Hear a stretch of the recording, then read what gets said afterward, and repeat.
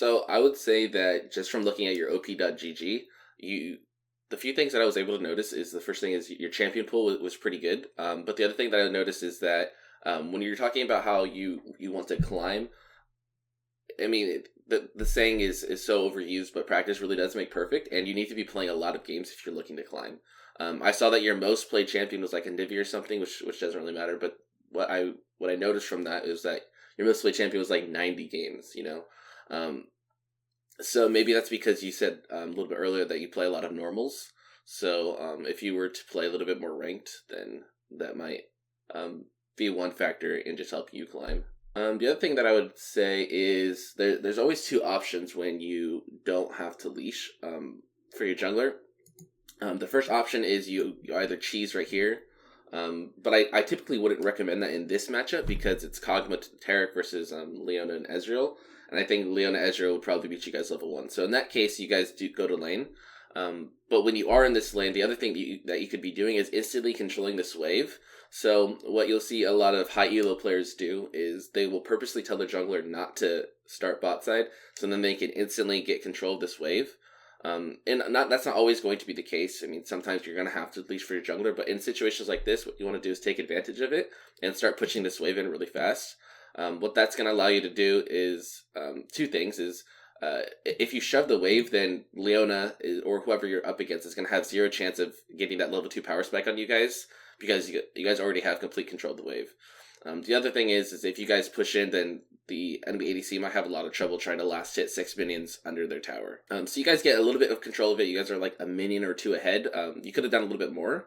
In this situation, though, because it's more of a normal lane, we'll talk about the one of the other biggest things, or the other biggest factors in the lane phase. So this is something I always tell the supports that I coach. But you're an ADC, so you're in the same lane, so you have just as much of an impact. And that is the level 2 power spike. It's one of the most underrated things in lower elos. It's something that not a lot of people take advantage of. So even though your Tarrick kind of isn't on the same page as you and he kind of messes this up, the fact that you are duo with him and that you could have been in voice comms telling him what to do, this is very easily fixable. So what you typically want to do is so it's the first wave, and then the first 3 melee creeps of the second wave is going to get you level 2. So you just make sure that your head going up into the level 2. So what you could have been doing is since you're in voice comms, communicate that level 2 is always like the power spike that you want to go for. So the two problems that I saw in this situation is, first of all, when you guys hit level 2, you guys were in no position to fight right away. You guys were kind of hanging back, so even though you got the level 2, there was no threat. And as you can see, these guys are clearly scared, so if you were in the right position, you could have taken advantage of that. The other thing is again, this is on your support, but since you're at voice comms, I'm going to tell you like what you could have been doing. You usually want to hold on to your spells for that level 2.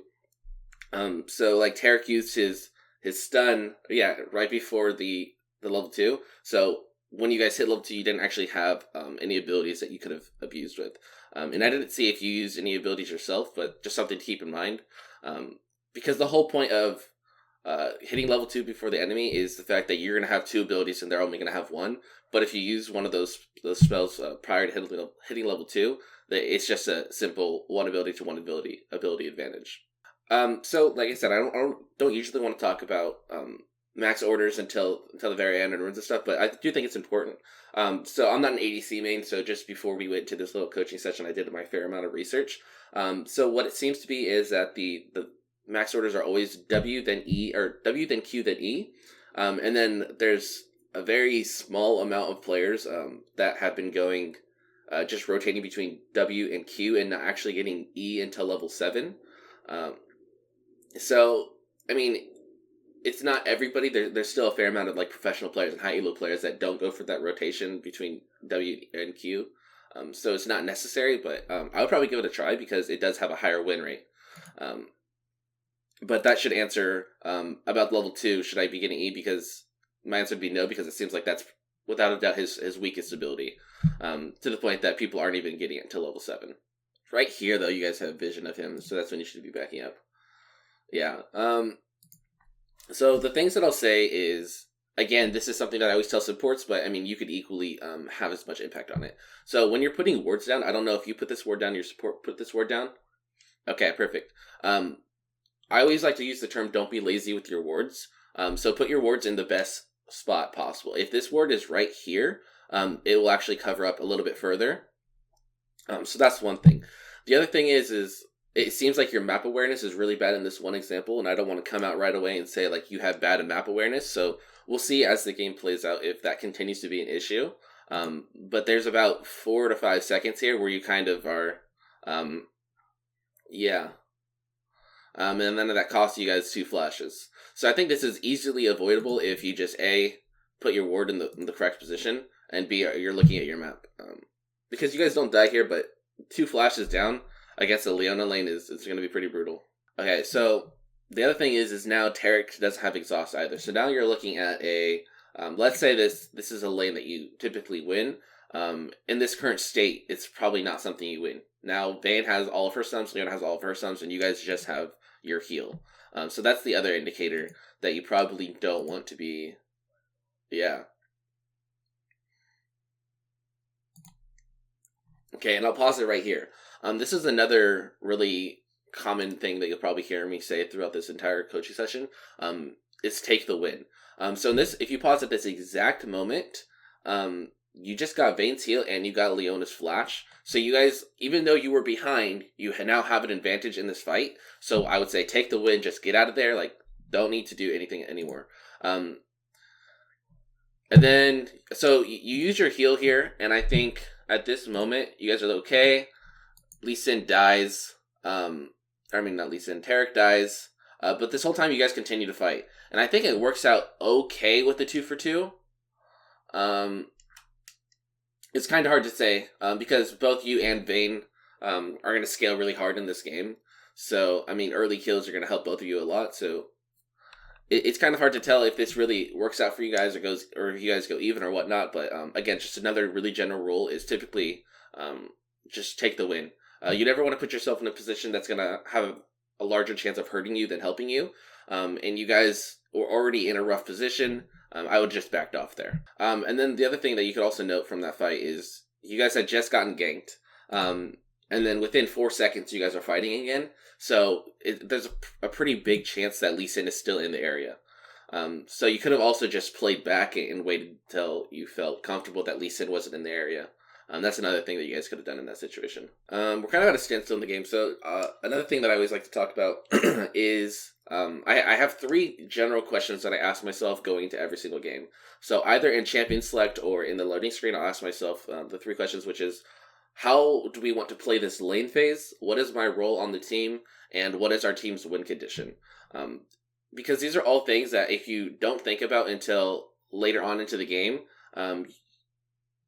you just need to have these things recognized ahead of time, so that you're not just like frantically trying to think about it towards the end. And I'll talk more about that after this team or this little skirmish.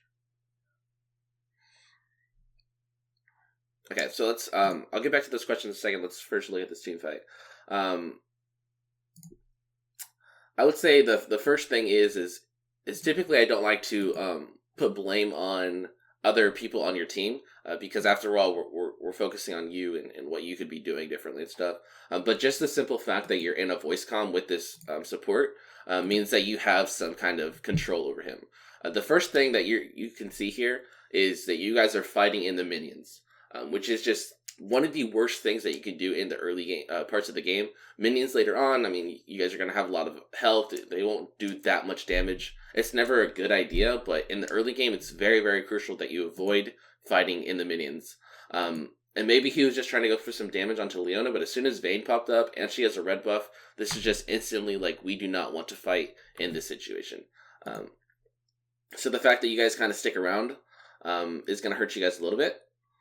And then on top of that, again, Vayne has red buff, so that is another reason why you guys are going to be losing this fight. You guys got her very, very low, but if you were just paying a little bit more attention to those 2 things that I mentioned, the fact that you're in the minions and the red buff, that's very easily avoidable. So back to the questions.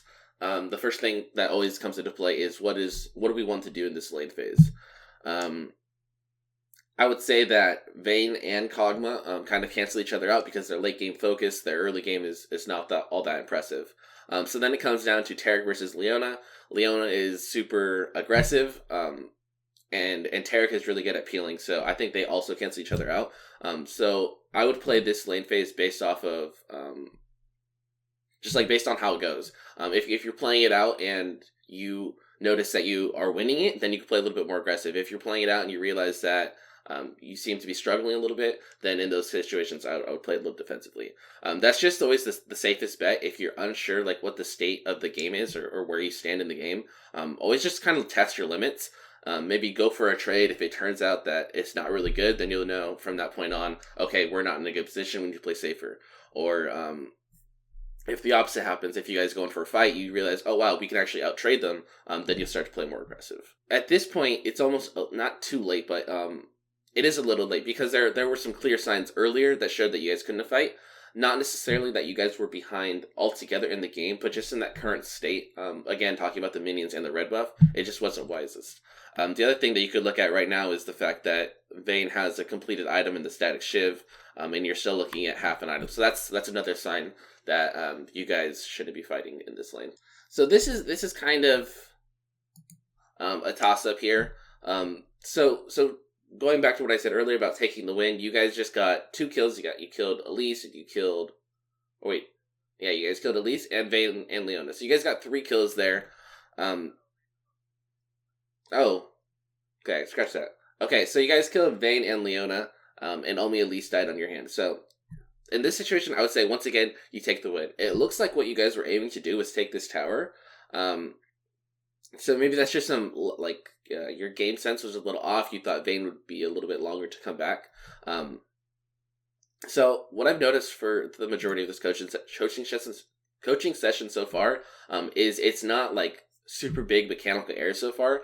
It's just a lot of little things that you guys aren't really picking up. That could be as far as we're fighting the minions, or Vayne has a red buff, or my ward isn't far enough out, or Lee Sin is on his way and you guys didn't react or quick enough, or we can't take this tower because Vayne's already back on her way. It's all these super, super little things, and I would say that for the most part, that is, like, the little things are what hold back players from getting to higher ranks. Typically in the silver/gold range, that's kind of what are the biggest problems. So I would say, I mean, there are certain mistakes that you make more often than not.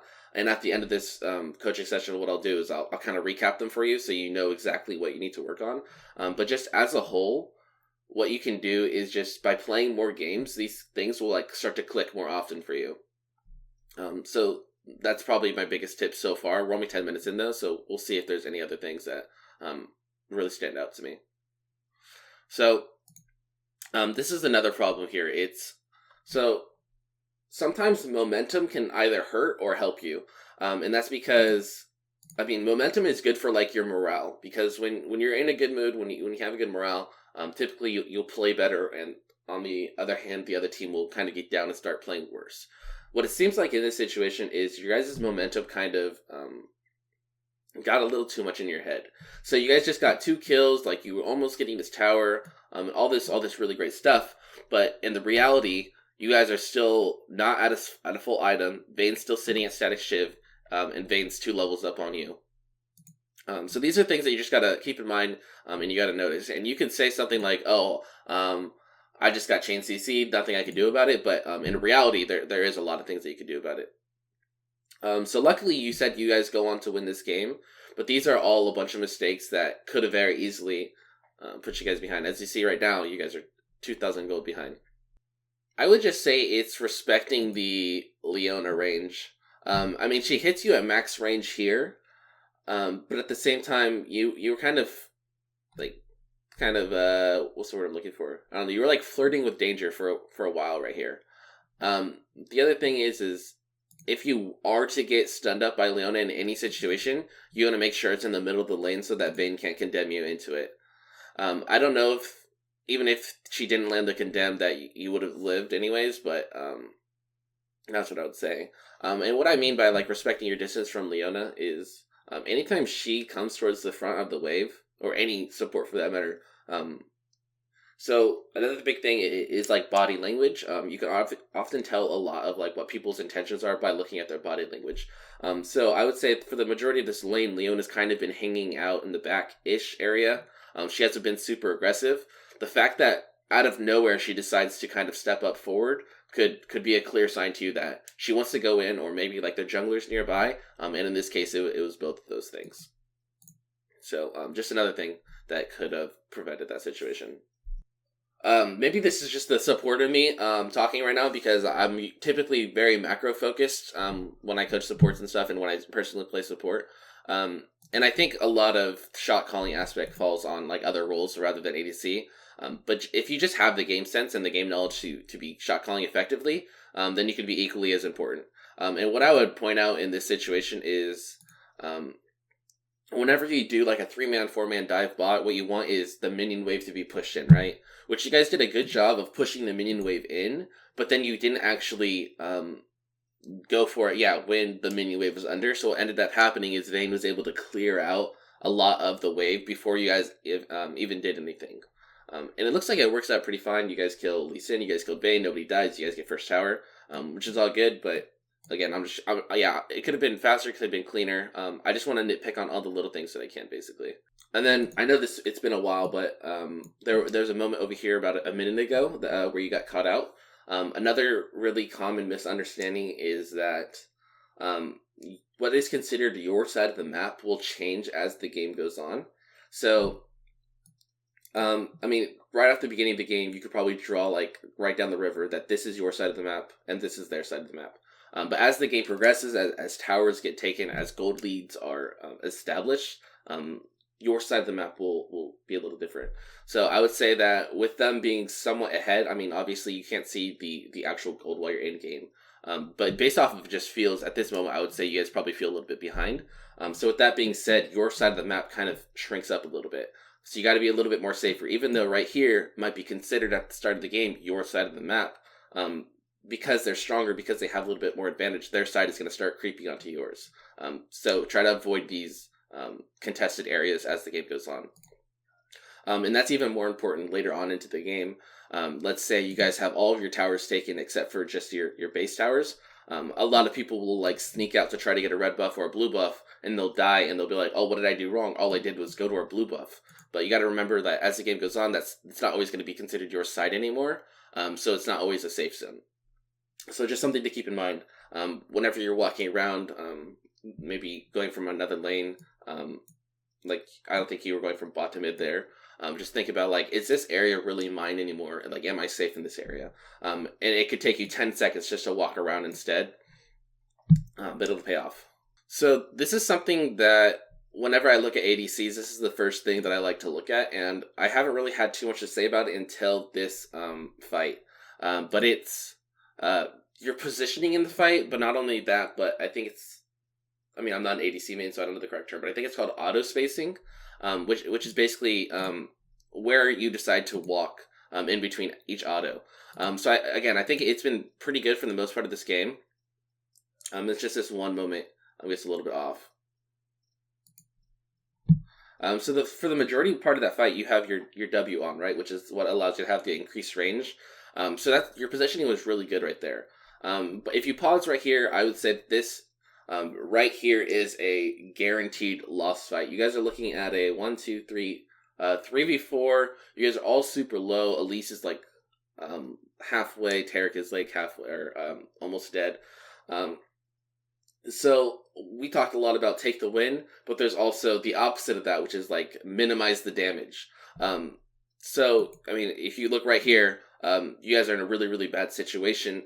You no longer have your W up, so in order for you to continue this fight, you have to walk all the way up here, which is just generally not a good idea. And that's what's going to cost you this flash. And then if you end up dying here, that's probably what costs you your death. Yeah. So it's just these split seconds where you make a very, very small mistake. And as I said, these are things that as you play the game more will start to click for you. For sure. It's just that like 1 or 2 seconds. You're right here, perfectly fine using your W, like perfect range. You are having good auto spacing, and then as soon as your W goes out, you need to ask yourself, like, is me walking up here to continue to auto at a low range worth it? And sometimes if you're winning the fight, you need to be able to continue that fight, and you have the ability to walk up there safely. But you guys were just in no position winning that fight, so you walking up here cost you your flash and then cost you your life. So right here, no flame intended, but this is what I would call a really low elo dragon. You guys, your jungler's way over here. You only have vision of 2 of them. Vladimir and Lee Sin are still off the map. Teemo is shown in base. And on top of that, to make matters worse, this is an air dragon. Like, this is not an important dragon at all. So when there's calls like this in the game, the blame can be put onto every single player because everybody is equally at fault for making that call. But just looking, because we want to try to ignore everybody else, just focus on you. If you are able to recognize bad calls in the game, you can completely take your team away from it, or at least attempt to, just by saying, like, let's not dragon, or wait for team, or just even using your ping, like, to ping off that this is not a good call. So even when there's situations that it kind of looks like that are bad decisions, you still have an impact on it. Another thing that I've noticed, I don't think this is just specific to this game, but as a whole, in this elo, people are very kill focused. They don't focus on, like, objectives and stuff. As you can see, this team is 5,000 gold up, and they have 2 towers on you guys. They haven't gotten rift. They didn't get a dragon or anything. And at the same time, you guys are trying to come back, but you're only trying to come back through getting kills and instead of other things. So during that whole chase there, you guys maybe could have got dragon. I mean, it's only an air dragon, so it's not all that important. Or maybe you guys could have pushed mid.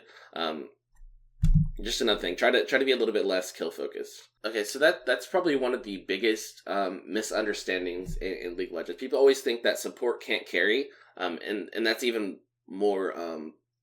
It's just a really popular concept in lower ranks. People think, like, if I'm a support main and I'm in bronze, there's no way I'm going to climb. And that's just not the case. The truth is if you are a good enough player, you will climb regardless. There's always going to be situations where you typically can't carry your team. I mean, that's just the sad truth. People like to play it off that's every single game, though, when that's not the case.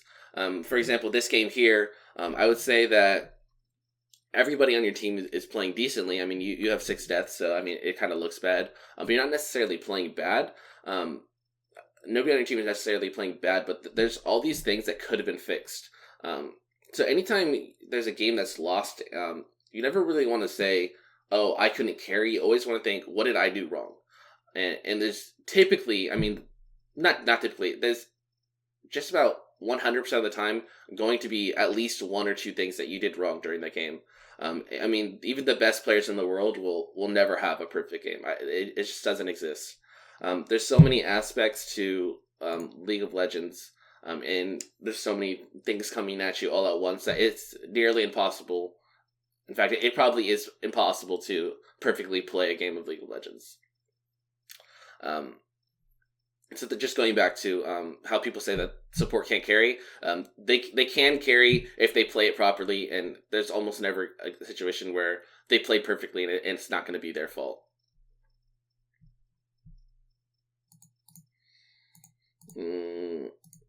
Let's kind of go back here. So I said that I always ask myself 3 questions, and we addressed one of them, which is how do we want to play the lane phase. The other 2 questions are, what is our team's win condition, and what is my role in the team? As an ADC, your role is pretty limited. You're the ADC. You're the carry. You sit back. You fire autos. That's pretty simple. That question is more effective for just about any other lane. Support roles can be very diverse. Mid could be really diverse. Do I want to roam? Do I want to just be lane focused? Do I want to engage? Do I want to be an assassin? Do I want to sit back? Junglers can be like, do I want to engage? Do I want to peel? All this stuff. Top laners, do I want to split? Do I want to group?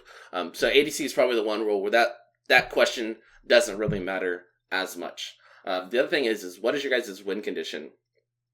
I would say that looking at your team, you are a little... Okay, So you kind of have to break everything down. I would say let's look at their team first. They have early game focused and Leona, but she also scales well into the late game. Vladimir is late game focused. Lee Sin is early game focused, but they have no tank. So team fighting them might be exploitable. On the other hand, you guys have a Teemo who isn't really all that great at team fighting, so he might be focused on split pushing. And you guys don't really have too much of a tank aside from Tarrick. And so maybe you guys are a little bit more 4-1 focus with Teemo splitting than you guys pushing as 4, or pick focus with the Zoe E or Elise E. So I would say that your guys' biggest win condition is probably letting Teemo split. And as you can see, Teemo was just up in the top lane splitting, and that's when you guys kind of engaged in a fight. Yeah. So if you're able to recognize this win condition, you guys can play back, let Teemo draw attention, and then you guys can push out. There's certain playstyles in this game that like brutally honestly, or brutally, like if I were to be brutally honest, they are not the funnest. Stuff like just waiting to scale or playing for late game. It's not going to be the most fun thing in the world by any means. In this case, you guys kind of just have to let Teemo split, wait for him to draw attention, and then you can be proactive. And it seems like, from what I've seen so far, you guys are just too eager to make things happen. There's like a lot of flashy plays and a lot of little fights and skirmishes and stuff. You guys have died 26 times in 23 minutes, which is like a clear sign that you guys are being too active. So just try to identify your win condition and play by it. And if your focus is to be early game focused, then a playstyle like this might work out. Sometimes if you just have a bunch of early game champs like Elise or Lee Sin are, or let's say you're full AP or full AD, which is ideal, but sometimes that happens, and in those situations you want to be early game focused, because if you allow the other team to stack up armor or magic resist, you'll lose. So there are situations where the early game focus is needed. In this situation, though, that's not what you guys want to be doing. Which is why you guys don't want to be doing this as much. Teemo's grouping now, which is fine. At least you guys are committing to some kind of call. But the biggest problem, and you guys said that you guys win this game, and the fact that you guys are finally grouping at this point tells me that this is probably the turning point for you.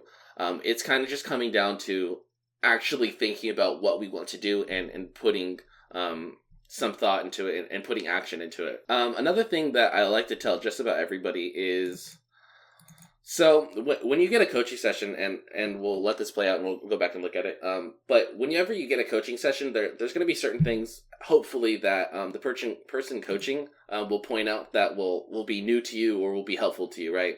But at the same time, there's some things that they'll point out that you already knew or that you already could have noticed on your own. And what that should tell you is that if you were to watch your own replays, you can be, you maybe not equally as effective, but you could you could be critical of yourself, because there's things that you might not notice when you're playing the game, but just going back and watching it yourself could show you that there's certain mistakes that you make often, and then whenever you play another game, those things will be rolling in the back of your mind. So definitely coaching is obviously one really good way to try to improve. Watching your own replays or watching professional player replays could also be really effective. So I mean, this is going to be really, really broad, but the way I always like to break up macro is you always want to focus on neutral objectives first, which will come down to either Dragon, Rift Herald, or Baron, and then secondly you want to focus on the furthest turn out, as long as the neutral objectives is not there. So for the furthest turn out. So for example, if we were to pause here, obviously you guys are on this side of the map, so it's not ideal to go top.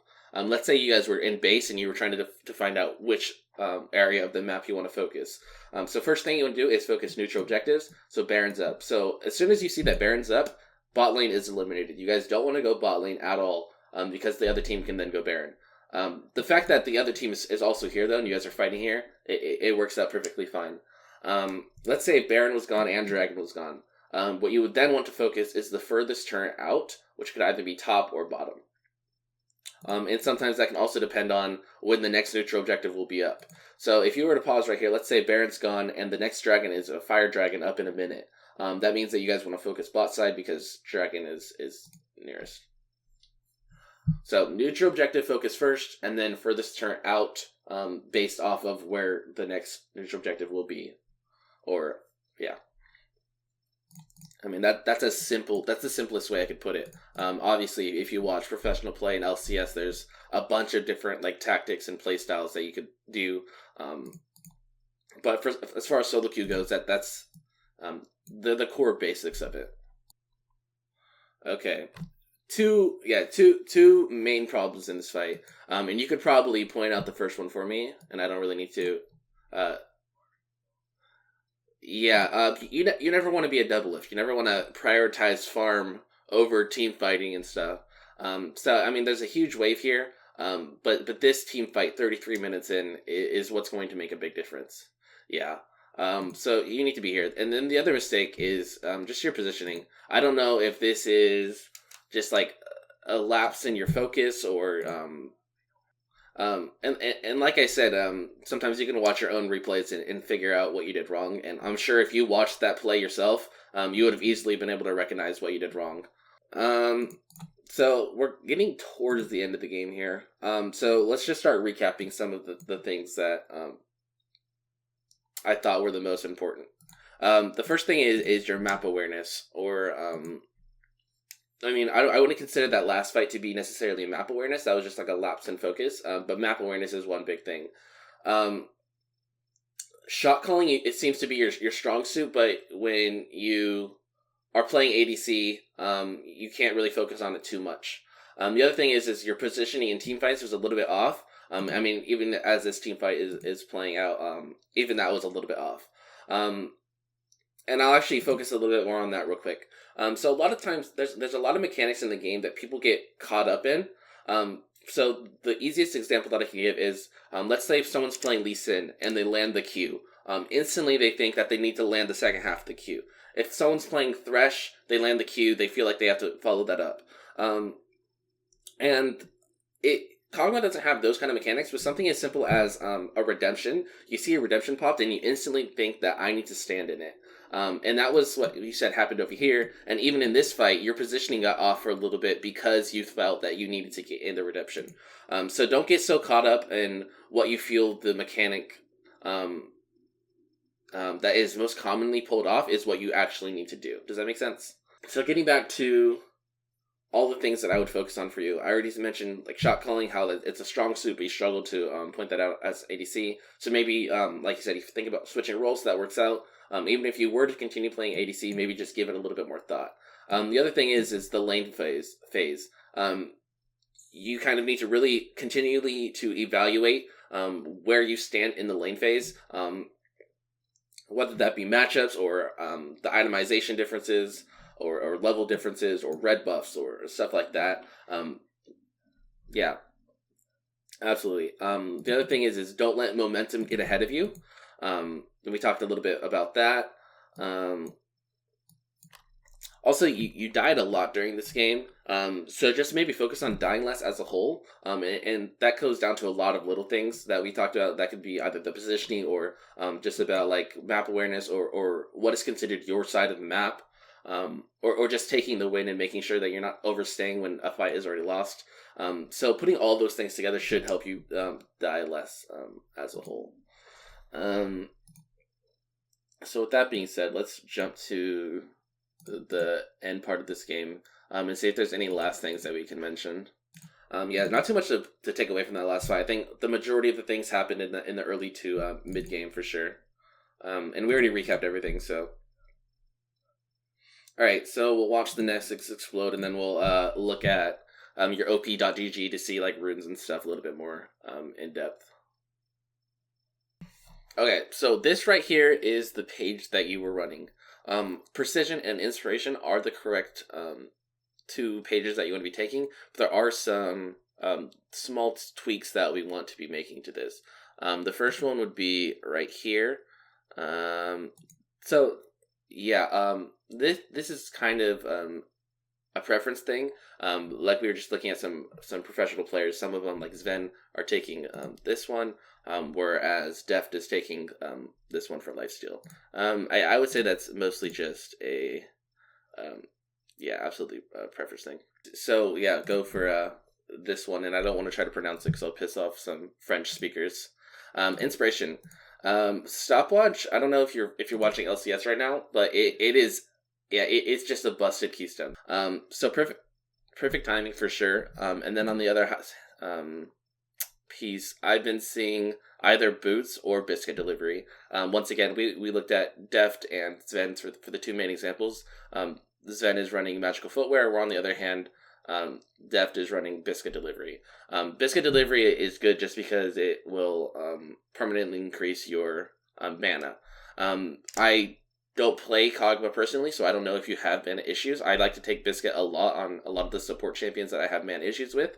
It didn't seem like you had mana issues, so for that reason, I'd probably go magical footwear. And that should just wrap up about everything.